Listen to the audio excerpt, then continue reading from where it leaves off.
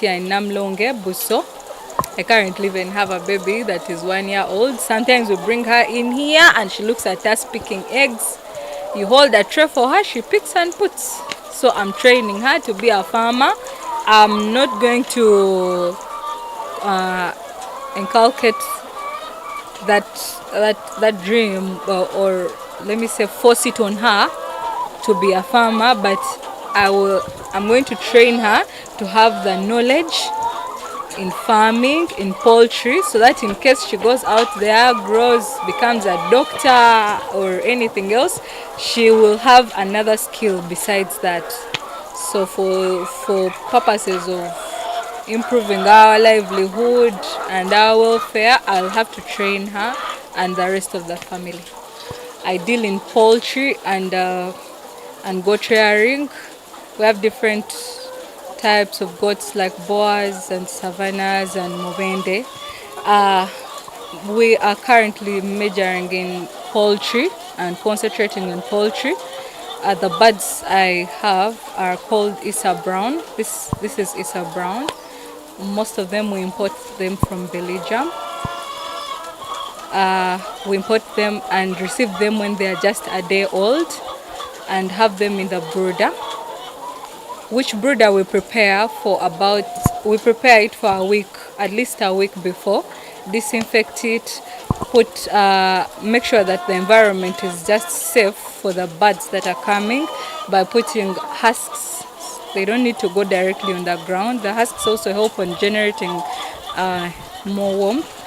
Then we also put pots with fire at least a day before the birds arrive, to ensure that the environment is still safe, not so hot, not so cold. It has to be regulated for the birds to be safe. When the birds arrive, we keep them around for about 2 hours without feed or what, so that they relax. They are stressed from travel. So after that, we give them water with glucose for energy. Some people use glucovit. It's the same thing.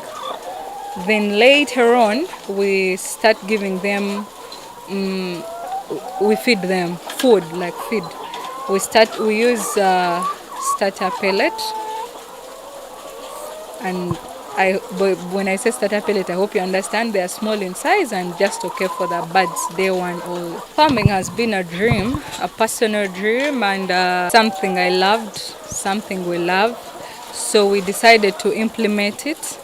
And we thank God that we are now here and still pushing. We started this farm in 2018.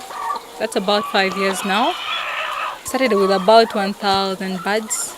We had our own savings and planned on those very savings and decided to keep pushing slowly.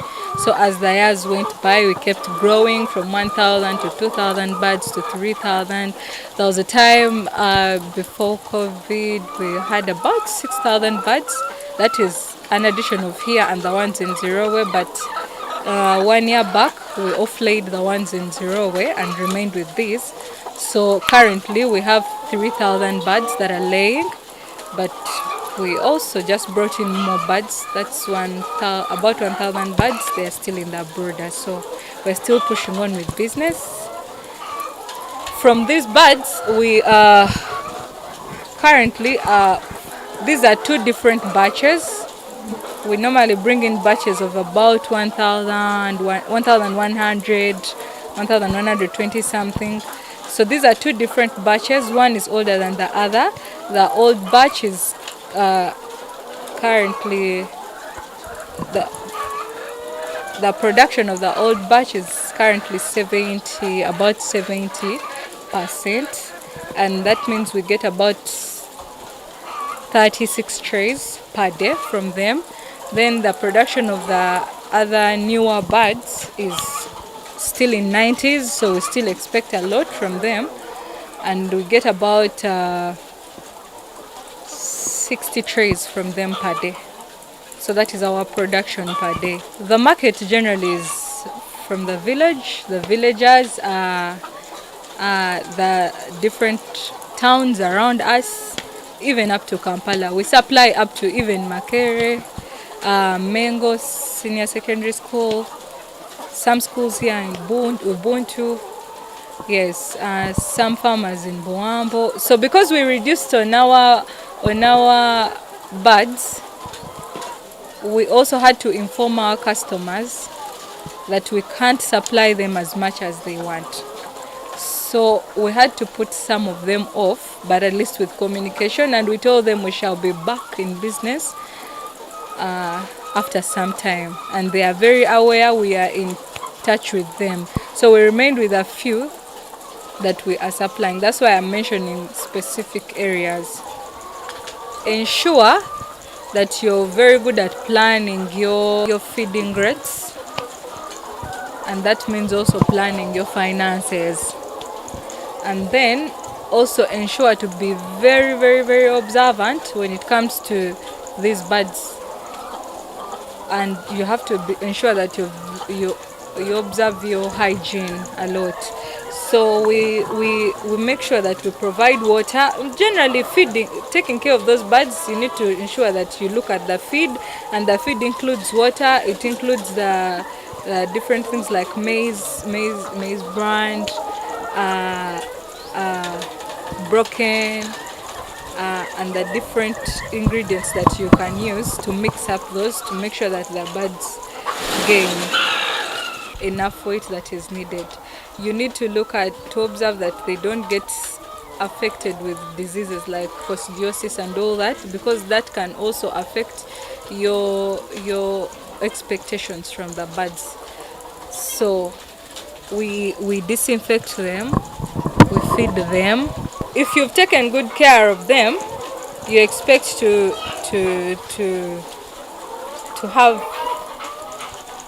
expect them to be laying eggs at least by about 3 months. So we normally push for extra 2 weeks, just because of certain reasons and to be sure. So we normally keep them in the brooder for about 3 months and 2 weeks, then we transfer them to the cages. Because at that point you're expecting most of them to start laying eggs. Even though they are small, they have started, and you wouldn't want to be seeing birds feeding on their eggs. So that's why we put them in the cages. We have about 5 workers. I won't disclose a salary per person.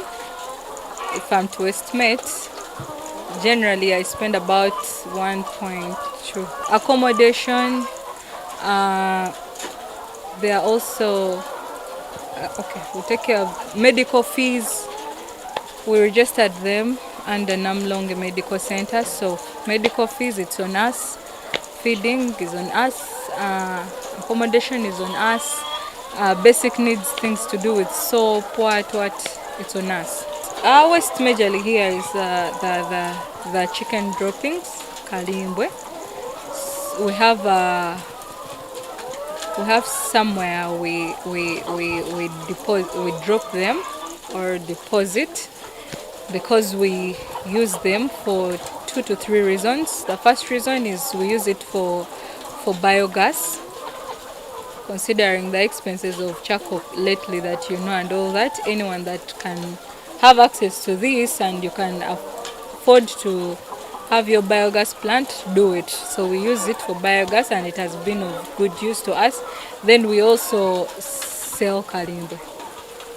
A dream of the farm is to have something way bigger than this. Email us at gabiwater